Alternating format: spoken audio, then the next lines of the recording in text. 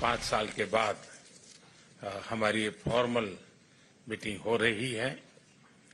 हमारा मानना है कि भारत और चीन के संबंधों का महत्व केवल हमारे लोगों के लिए ही नहीं, लेकिन वैश्विक शांति, स्थिरता और प्रगति के लिए भी हमारे संबंध बहुत अहम है।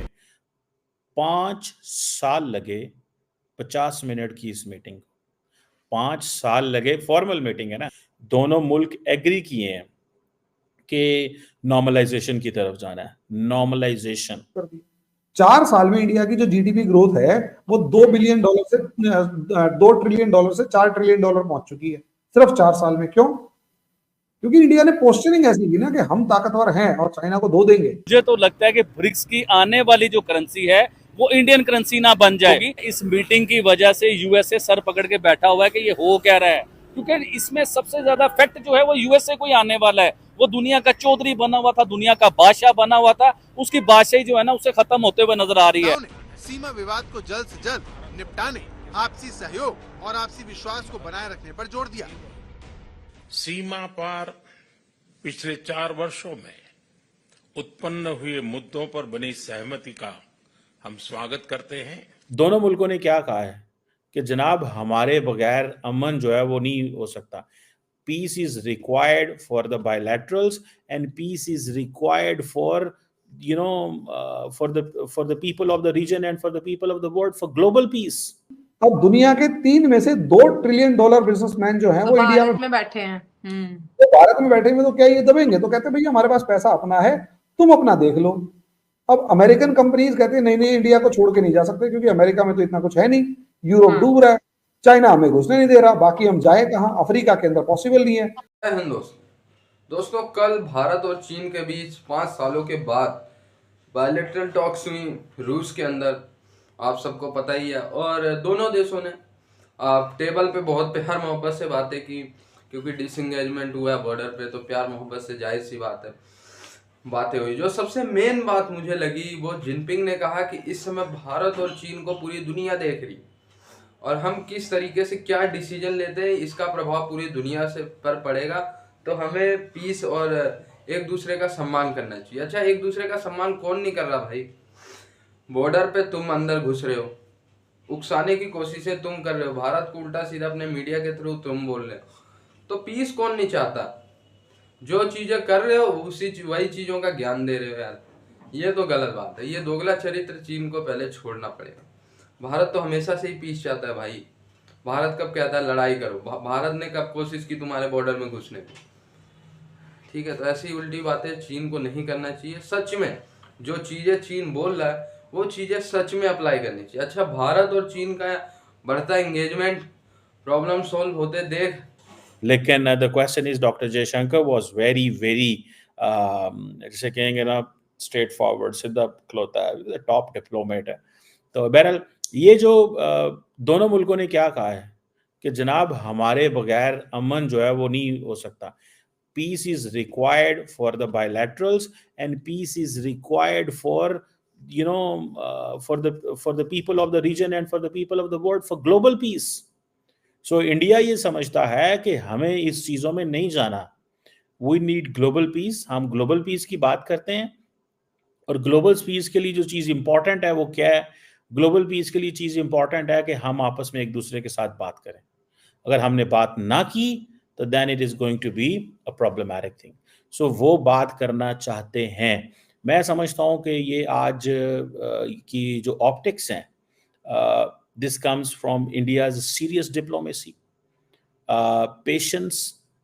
They have shown patience in diplomacy.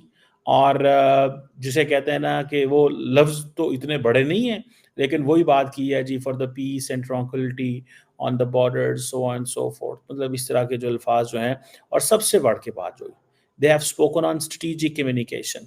We have to keep our doors, we have to keep channels of strategic communication open.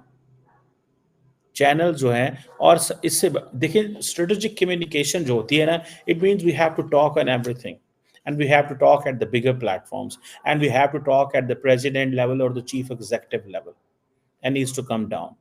So we have to talk on everything.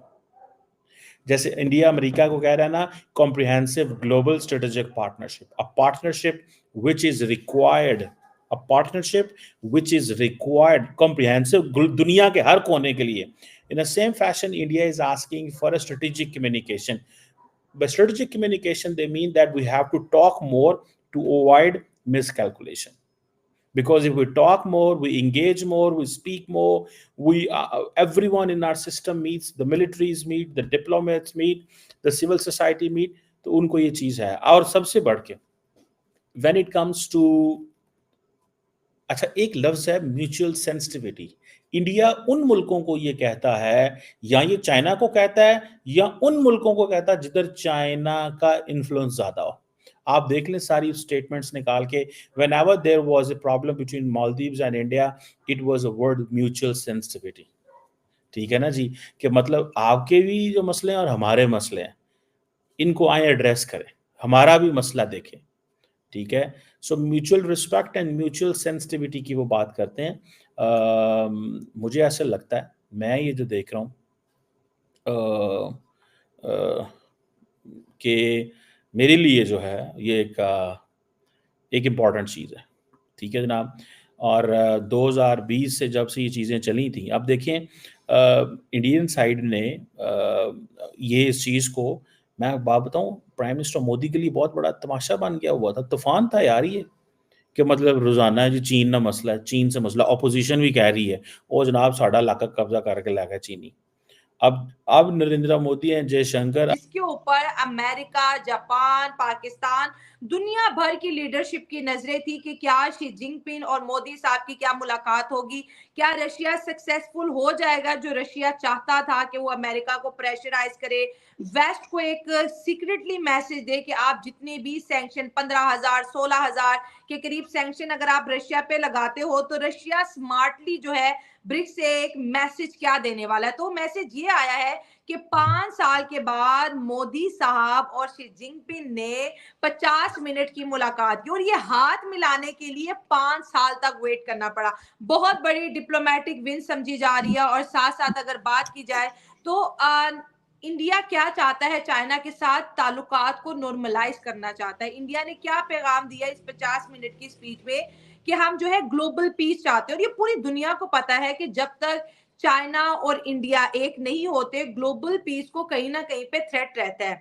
तो इतनी बड़ी अचीवमेंट ब्रिक्स समिट, क्योंकि 16वां summit हो रहा है Kazan के अंदर, Russia host करवा रहा है. रशिया भारत का बहुत ही प्यारा, बहुत ही खूबसूरत फ्रेंड है, और वाकई रशिया ने ये साबित किया है कि उससे अच्छा और सगा दोस्त भारत का कोई नहीं. क्योंकि जो चीन को मोदी साहब के सामने बिठा सकता है, वो सिर्फ व्लादिमीर पुतिन ही कर सकते. ये अपडेट करें, ये 5 साल लगा दिए मोदी साहब ने 50 मिनट के लिए, क्या कहेंगे? शाइला जी माफ कीजिएगा, मोदी साहब ने 50 मिनट के लिए 5 साल नहीं लगाए जी.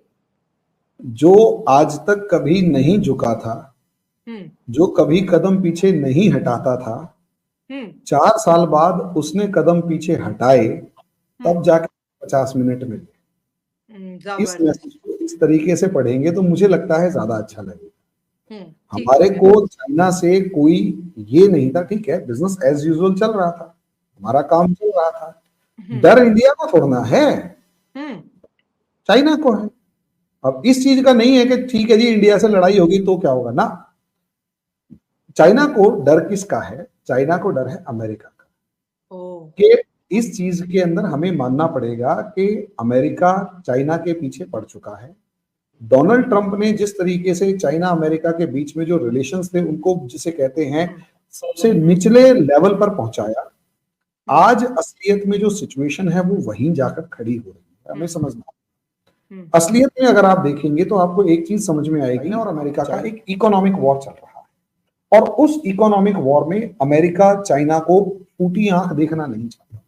और चाइना जिस लेवल पर ग्रो कर रहा था, है नहीं था, क्योंकि इस क्वार्टर में अगर चाइना की ग्रोथ रेट देखेंगे, जीडीपी ग्रोथ रेट, तो वो 0.9% है.